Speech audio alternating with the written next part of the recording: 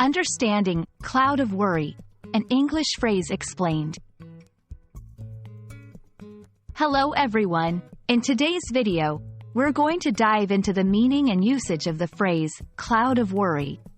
This is a common expression in English, often used to describe a feeling or situation. So, let's unravel its meaning and learn how to use it effectively in our conversations.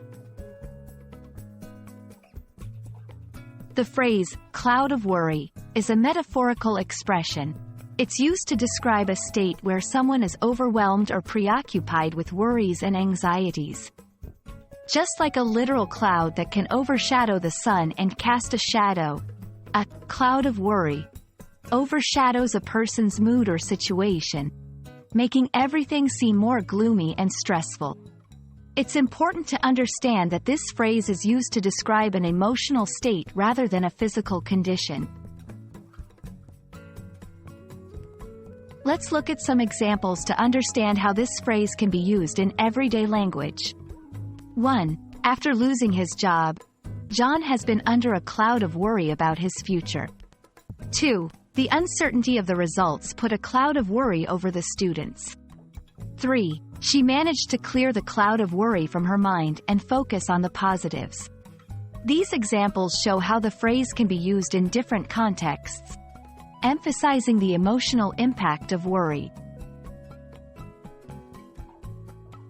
When using cloud of worry, remember, it's a metaphorical phrase, so it's not used to describe physical objects or situations.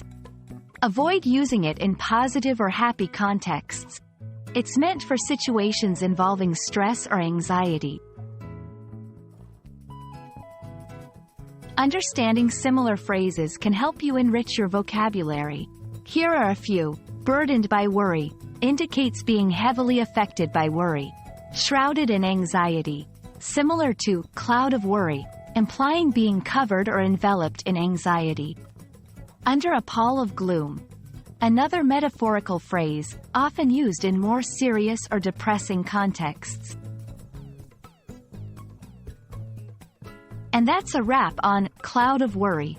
I hope this video has cleared the air and helped you understand how to use this phrase effectively in your English conversations. Remember, learning a language is all about understanding the nuances of phrases like this one. Keep practicing, and you'll be a pro in no time. Thanks for watching, and see you in our next video.